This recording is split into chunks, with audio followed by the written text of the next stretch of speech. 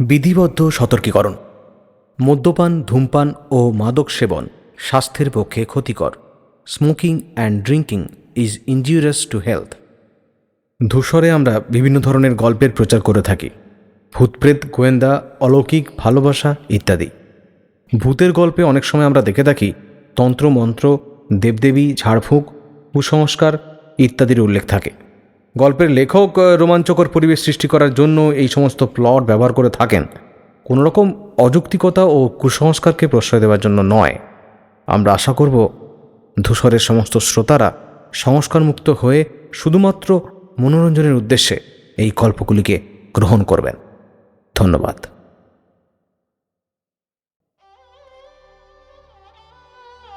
জীবনটাই প্রহসন, তা বিয়োগান্ত হলেও। যুবক পুত্রকে শ্মশানে পাঠিয়ে বৎসর না ঘুরতেই নারী আবার গর্ভবতী হয়। এই কন্যাদায়ের দেশে 7 মেয়ের গরিব কেরানি বাপ স্ত্রী সহবাস ছাড়তে পারে না।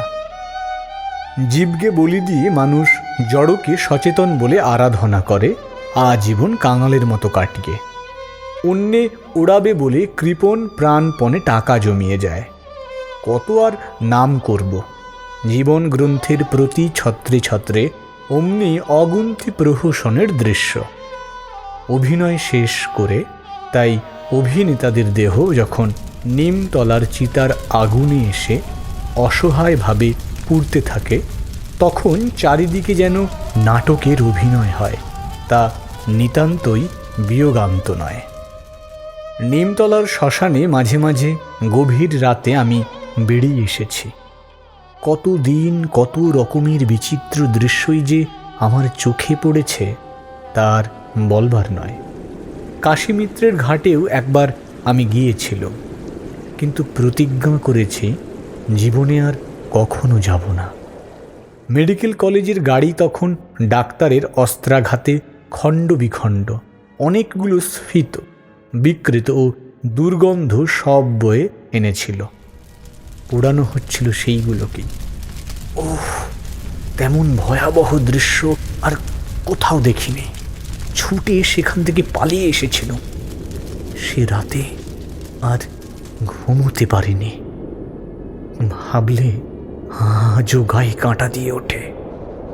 শুনছি এখন নাকি সেখানে মরা পোড়ানোর ভালো ব্যবস্থা করা হয়েছে। শ্মশানে যারা বাস করে তাদের প্রাণ নিশ্চয় কড়া পড়ে কঠিন হয়ে যায়। যে চিতায় সবেমাত্র একটা নরদেহ ভস্মাত হয়েছে, দেখবেন তারই উপরে হয়তো কেউ একটা ভাতের হাঁড়ি বসিয়ে দিয়েছে। যে চিতা একজনের দেহকে গ্রাস করলে সেই চিতায় আর একজনের দেহ পোষণের উপায় করে দিচ্ছে। মানুষ নির্বিকার চিত্তে এই অন্ন গ্রহণ করবে, এ আমার ধারণায় আসে না। মানুষ হয়ে মানুষের মরণে এতখানি অসারতা।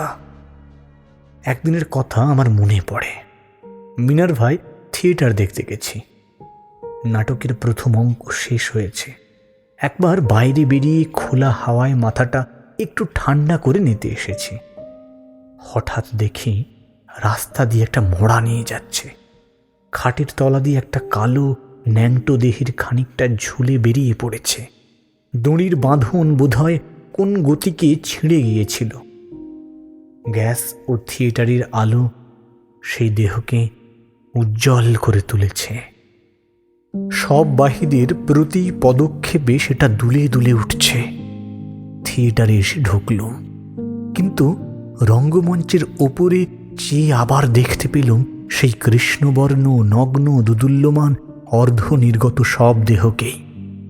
সেদিন আর থিয়েটার দেখতে পারলুম না। মেডিকেল কলেজের ছাত্ররা সব ব্যবচ্ছেদ করলে হাজার ধুলেও হাত থেকে সেদিন পচা মরার গন্ধ যায় না। সেই হাতেই তারা অনাহাসে ভাত খায়। আমি হলে অনাহারে মারা পড়তুম। আমহার্স্ট স্ট্রিটের অধুনাগত পুলিশ হাসপাতালে মিনিট খানিক সব ব্যবচ্ছেদ দেখে মাথা ঘুরে আমি পড়ে গিয়েছিল। তারপর কয়েকদিন আমার একরকম উপোস করেই কেটেছিল। কেন জানি না, খেতে বসলেই মনে পড়ত সেই দৃশ্যটা। মরা হাত পা ছড়িয়ে উপুর ও আড়ষ্ট হয়ে আছে, আর একজন লোক ধারালো অস্ত্র দিয়ে তার চেরা পিঠের ভেতর থেকে কি একটা বের করে আনছে।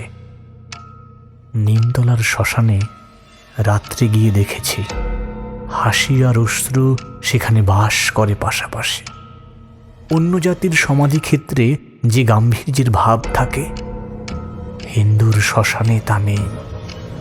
আমাদের শবযাত্রাতেও তার অভাব। খ্রিস্টান বা মুসলমানের শবযাত্রায় মৃতের প্রতি একটা সম্ভ্রমের ভাব আছে, কিন্তু আমাদের তা আছে বলে মনে হয় না।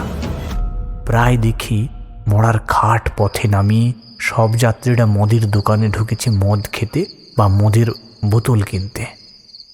অনেকে হাসি মুখে গল্প করতে করতে সব বয়ে নিয়ে যায়, আর আমাদের এই বল হরি হরি বল বলে যে চিৎকার, সে তো ভয়ানক। অনেক সময়ে মনে হয় সে যেন বিকট উপহাসের রব। হিন্দুরা প্রত্যেকেই বোধহয় জন্ম দার্শনিক। জীবন যখন অনিত্য, তখন মৃত্যু নিয়ে আর মাথা ঘামানো কেন? আমি কিন্তু মরবার আগে বলে যাব, আমার দেহ নিয়ে নিমতলায় যাবার সময়ে কেউ যেন হরিবুল না দেয়। নিমতলায় শ্মশানে গেলে দেখা যাবে চারিদিকে মৃত্যুর দৃশ্য, আর শোকের আড্ডার ভিতরে দিব্য এক নিশ্চিন্ত আড্ডা জমে আছে, এবং আড্ডাটা জমে ওঠে দিনের চেয়ে রাত্রেই বেশি। পুত্রহারা মা, স্বামীহারা স্ত্রী আর বাপ মা হারা সন্তান অশ্রান্ত স্বরে কেঁদে কেঁদে আকাশ ফাটিয়ে দিচ্ছে। কাঙাল ও ধনী, মনিব ও চাকর, পণ্ডিত ও মূর্খ, শিশু ও বুড়োর সব এখানে ওখানে ছড়িয়ে পড়ে আছে। দাউ দাউ করে চিতা জ্বলছে, আর কত আদরের, কত যত্নের মানুষের দেহগুলো, কত সৌন্দর্যের প্রতিমা, কত প্রতিভার আধার, কত অসহায়ের একমাত্র অবলম্বন দেখতে দেখতে পুড়ে ছাই হয়ে যাচ্ছে। পুরুত মন্ত্র পড়ছে, বাল বিধবা উন্মাদিনীর মতো স্বামীর মুখে আগুন জ্বেলে দিচ্ছে। কেউ চিতায় শান্তি জল ঢালছে। সদ্য পিতৃহীন পুত্র অশ্রু ভেজা চোখে গঙ্গা পুত্রদের সঙ্গে তাদের প্রাপ্য নিয়ে 2-4 পয়সার জন্যে দর কষাকষি করছে। শ্মশানেশ্বরের মন্দিরে স্তব আরাধনার ধ্বনি উঠছে। স্থানে স্থানে এক এক দল লোক বসে মদ বা গাঁজা খাচ্ছে।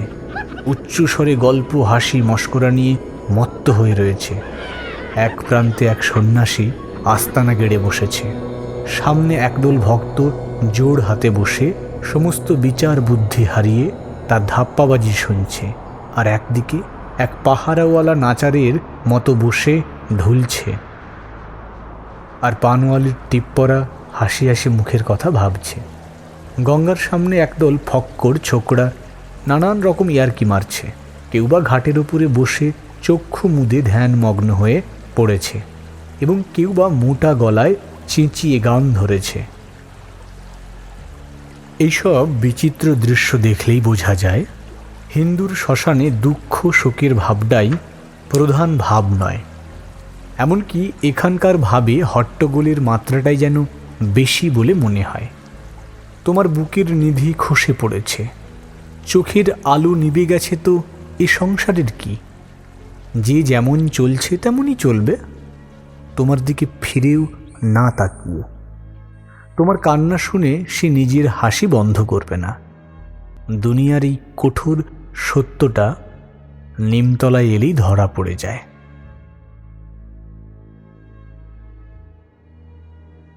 একবার নিমতলায় কোথা থেকে এক সন্ন্যাসিনী এসে বাসা বেঁধেছিল। কলকাতার পথে পথে তার নাম শুনলুম, স্টেটসম্যানে তার ছবিও দেখলুম। হুজুগে লোকগুলো দিন কয়েক অমনি আন্দোলন শুরু করলে যে এক রাত্রে তাকে দেখতে গেলুম। শ্মশানের উপাসে গঙ্গা মুখ হয়ে চুপ করে বসে আছে। তার চেহারার প্রধান বিশেষত্ব যা চোখে পড়ল তা হচ্ছে, সে পুরুষ কি নারী চেনা অসম্ভব। কি গুণে সে এত নাম কিনেছে তা কিছুই বুঝলুম না। তীর্থের কাকের মতো লোকগুলো তার পানে একাগ্র দৃষ্টিতে চেয়ে আছে। তারাও যে কিছুমাত্র বুঝেছে এমনও মনে হলো না। এমন সময়ে আর এক সন্ন্যাসিনীর আবির্ভাব। বয়স তার বছর 25 হবে। প্রতি পদক্ষেপে কোমর যেন ভেঙে পড়ছে, চুলগুলো পিঠে এলানো, পরনে লাল টকটকে কাপড়। এর হাবভাব চেহারায় সন্ন্যাসের কোনো লক্ষণই নেই, আছে খালি কুৎসিত ভাবের লীলা। তার সঙ্গে আরও 2-4 লোক এলো, বোধহয় ভক্ত। অবশ্য তার যোগবলের কি যৌবনের উপাসক সে খবর আমার জানা নেই।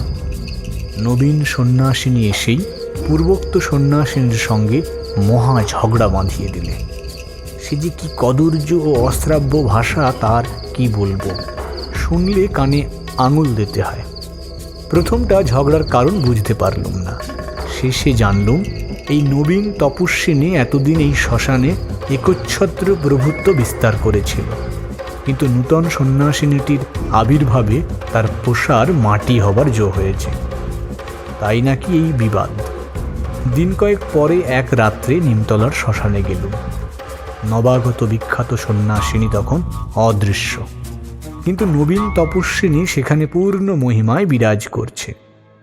কতগুলো লোকের সঙ্গে সে ফষ্টি নষ্টি করছিল, ঠিক বলতে পারি না, তবে মনে হলো তার চোখেও যেন সুরার রং ফুটে উঠেছে। রাত্রে বার বনিতারাও এখানে প্রায় আসা যাওয়া করে। কি দেখতে যে আসে তারাই জানে। নিছক দেহের উপাসিকা তারা। এখানে এসে নরদেহের এই শোচনীয় পরিণাম দেখতে তাদের ভালো লাগে। আশ্চর্য! এ বিশেষত্ব ভারতে হিন্দুদের মধ্যেই সম্ভব। অন্য জাতির বারবনিতারা কখনোই এমন ব্যাপারে রাজি হবে না। তারা যে কেবল সুখের কপতি। জরা বা মৃত্যু যে তাদের চোখের বালি। গণিকারা মত্ত অবস্থায় টলতে টলতে ঢলতে ঢলতে ভিতরে এসে ঢোকে। সঙ্গে সঙ্গে আসে কতগুলো মার্কা মারা লম্পট চেহারা। এখানে ঢুকেও তাদের জঘন্য ও অশ্রাব্য কামের প্রলাপ বন্ধ হয় না। এদিকে ওদিকে ঘুরে সব দাহ দেখে, শ্মশানেশ্বরের মন্দিরে প্রণাম করে ও প্রণামী দিয়ে তারা আবার চলে যায়। কলুষিত আনন্দ বিলাসের হাসি তামাশা গোলমালে এই শোকপুরীকে মুখরিত করে তোলে। মাঝে মাঝে গণিকার দলও গণিকার শবদেহ নিয়ে আসে। তারা আসে প্রায় অর্ধনগ্ন অবস্থায়, একখানা মাত্র কাপড় পরে। তারাও মদ খেয়ে মাতাল হয়ে ওঠে। তাদের তীক্ষ্ণ মেয়েলি গলার উচ্চ হরিবোলে রাত্রির স্তব্ধতা বিদীর্ণ হয়ে যায়, এবং শ্মশান ঘাটের কাছাকাছি যাদের বাড়ি তারা বিলক্ষণই জানে যে সে চিৎকার শুনলে মনও যেন কেমন একটা অস্বস্তি বোধ করতে থাকে।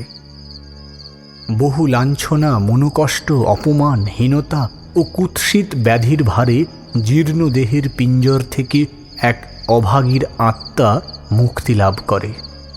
এই মৃত্যুশীতল দেহে আর হাবভাব ও লালসার কোনো লক্ষণ নেই, কিন্তু তার সঙ্গিনীরা এসব কথা নিয়ে একটুও মাথা ঘামায় না। শ্মশান ও মানুষের শেষ দশা দেখে তারা কিছুমাত্র দমে যায় না। মদ খেয়ে তারা মাতামাতি ও পরস্পরের সঙ্গে ঝগড়া করতে থাকে। মৃত সঙ্গিনীর প্রতি অশ্লীল ভাষায় কৌতুক বাণ নিক্ষেপ করে, কিংবা শ্মশানের জন্য কোনো পুরুষের সঙ্গে ভঙ্গি ভরে রসিকতা করে। এক বিষম অস্বাভাবিক ব্যাপার। শ্মশানঘাটে অনেক রাত্রে ছোটোখাটো সভা বসে, এবং সেখানে ফুটবল ক্রিকেট খেলা থেকে সমাজনীতি ও রাজনীতির কথা পর্যন্ত কিছুই বাদ যায় না। ওদিকে মরার পর মরা পুড়ছে, আর এদিকে নিশ্চিন্তভাবে গল্প ও তর্ক চলছে। এ কি বিসদৃশ্য নয়? কলকাতার প্রায় প্রত্যেক পাড়ায় এক এক দল লোক থাকে। তারা পেশাদার না হলেও পল্লীর অনেক সব বহনের ভার তাদের ঘাড়েই পড়ে। মৃতের জন্যে এদের মনে বিশেষ কোনো শোকের ভাব থাকে না। মরা নামিয়ে অনেকে এসে উক্ত সভায় যোগদান করে। এদের কেউ কেউ বহুকাল ধরে বহু মরার ভার বহন করে করে এ কাজে রীতিমতো পাকা হয়ে গেছে। এরা আবার সব দাহের অনেক রকমের বিচিত্র কাহিনী জানে। সেসব কাহিনীর কোনো কোনোটি অত্যন্ত চমকপ্রদ ও আশ্চর্য। এই ধরনের একটি কাহিনী এখানে দেওয়া থাকলো। নিমতলার শ্মশানে এক প্রবীণ শববাহীর মুখে এটি শোনা। এর সত্য মিথ্যার জন্য আমি দায়ী নই, কিন্তু কাহিনীটির কথক একে সত্য ঘটনারূপেই বলেছিলেন। তার গল্প এই: কলকাতার এক পুরাতন পল্লীতে আমাদের বাস। পাড়ার কেউ মরলে ও তার মরা বইবার লোকের অভাব হলে তখনই আমাদের ডাক পড়ে। মরা পুড়িয়ে পুড়িয়ে আমরা পাড়ায় বিখ্যাত হয়ে উঠেছি। এই কাজে আমাদের স্বার্থ আছে এইমাত্র, মৃতের আত্মীয়রা সামাজিক নিয়ম অনুসারে আমাদের একদিন আহারের নিমন্ত্রণ করে। বছর কয়েক আগে একদিন রাত্রে আমরা বসে বসে গল্প করছি, হঠাৎ এক বৃদ্ধ এসে আমাদের ঘরে ঢুকল। তার মুখে শুনলুম তার বাড়িতে একটি স্ত্রীলোক মারা গেছে, কিন্তু লোকের অভাবে সৎকার হচ্ছে না। বুড়োকে আমরা চিনতুম না। কলকাতার পাড়ায় নিত্যই কত নতুন ভাড়াটে আসছে, সকলকে চেনা সম্ভবও নয়। কিন্তু আমরা কোনো আপত্তি না করিয়ে তখনই কোমর বেঁধে গামছা নিয়ে বুড়োর সঙ্গে চললুম। পাড়ার প্রান্তে আলোকহীন এক গলির ভেতরে একটা বাড়িতে বুড়ো আমাদের নিয়ে গেল। বুড়োর মতো বাড়িটাও অনেক বৎসরের ভারে জীর্ণ। তার ভিতরে ঘুটঘুট করছে অন্ধকার, জনপ্রাণীর সারা শব্দ নেই, ঠিক যেন হানা বাড়ি। ঢুকলেই বুকটা ছ্যাঁত ছ্যাঁত করে। একতলাতে একটা ঘরের সামনে গিয়ে বুড়ো দরজা খুলে দিলে। ঘরের ভিতরে একটা নিবু নিবু মাটির প্রদীপ মিটমিট করে জ্বলছে, যেন ঘরের ভিতরে অনেকখানি অন্ধকার আছে, তাই ভালো করে দেখবার জন্যে। সেই আবছায়ায় আমি দেখলুম একখানা দড়ির খাটের উপরে একটা মৃতদেহ শোয়ানো রয়েছে, উপরে তার চাদর ঢাকা। সমস্ত ঘরটা যেন মৃত্যুর কেমন একটা অস্বাভাবিক গন্ধে পরিপূর্ণ। আমরা খাটশুদ্ধ মৃতদেহটাকে ঘর থেকে বার করে আনলুম। বুড়ো কিন্তু তবু ঘরের ভিতরে দাঁড়িয়ে রইল। আমি বললুম, কই মশাই, আসুন। আমি গেলে বাড়ি আগলাবে কে? সে কি মশাই, আপনাদের মরা আপনি না এলে আমরা কি নিয়ে যেতে পারি? আচ্ছা, তবে চলুন, আমিও যাচ্ছি। মরা নিয়ে আমরা শ্মশানের দিকে গেলুম। বুড়ো আসতে লাগলো আমাদের পিছনে পিছনে। বিডন স্ট্রিটে যখন এসে পড়েছি, তখন হঠাৎ আমার গলার উপরে টপ করে ঠান্ডা পানা কিসের একটা ফোঁটা পড়ল। বৃষ্টি এলো নাকি? আকাশের দিকে চেয়ে দেখলুম সেখানে মেঘের নামগন্ধ নাই। অবাক হয়ে ভাবছি, আবার একটা ফোঁটা নিশ্চয় খাট থেকে কি পড়ছে। কিন্তু কি পড়ছে? প্রাণটা কেমন অশান্ত হয়ে উঠল। সঙ্গীদেরও ডেকে ব্যাপারটা বললুম। তারপর একটা গ্যাস পোস্টের কাছে গিয়ে যা দেখলুম, তাতে পা দুটো যেন পক্ষাঘাতে হঠাৎ হাড়ষ্ট হয়ে গেল। রক্ত রক্ত! মরার চাদর ছুঁয়ে এ যে রক্তের ফোঁটা ঝরছে। কিসের রক্ত?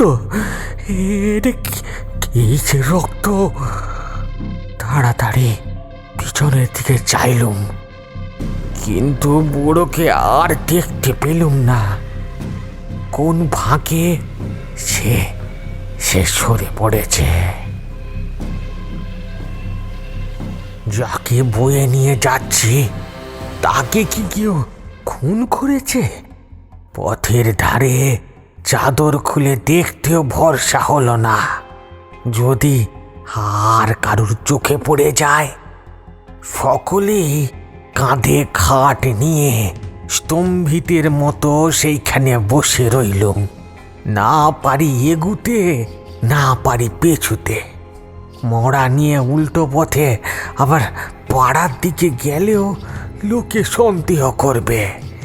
এগুলিও শ্মশানে গিয়ে ধরা পড়ব। একজন বললে, এসো, আমরা এখানে কাঠ পেলে যেদিকে পারি লম্বা দেই। তাহলে এখনই ধরা পড়ব। ওই দেখ, একটা পাহারাওয়ালা দাঁড়িয়ে দাঁড়িয়ে আমাদের দেখছে। বুকটা ঢিপ ঢিপ করতে লাগলো।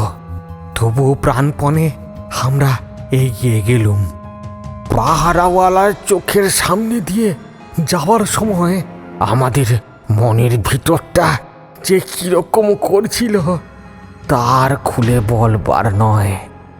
যাই হোক, পাহারাওয়ালাও কিছু বললে না। উপস্থিত বিপদ থেকে তো রক্ষে পেলুম, কিন্তু শ্মশানে গিয়ে কি হবে? সেখানে তো এই রক্তাক্ত লাশ সকলের সম্মুখে ফাঁকি দিয়ে পোড়ানো যাবে না। বাঁচবার আর কোনো উপায় নেই।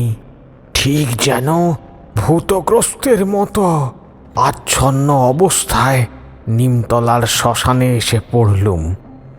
রাত তখন অনেক।